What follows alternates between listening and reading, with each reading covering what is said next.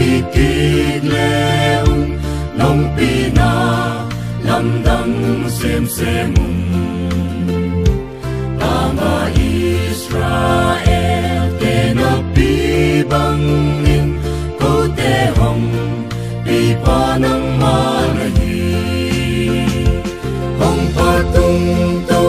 pa lambang hong pakong kabit na ule kainsamu hong kem hong huay pa lambang hong pipa na hoy na kodi na tupilwa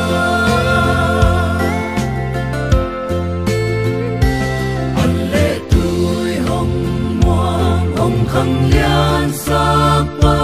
qua hilaw nang manahito pa kalkhat kit kalkhat nong swan pilay mo nun namin hong patunge hong patungto pa lambang hong pakong kabit na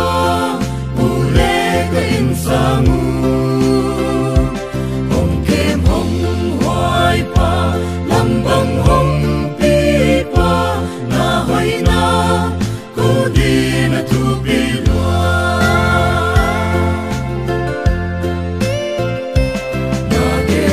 nagirapyanin ng sangeto pa kodin hoy luahi na zinfay ho natatelem ng mangnong biadwaya tunidong ng din kiplayong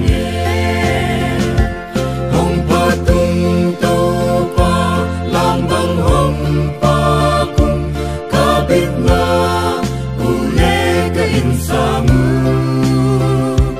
hong kem hong huay pa lambang hong pipa na hoy na kodi na tupilwa hong patungto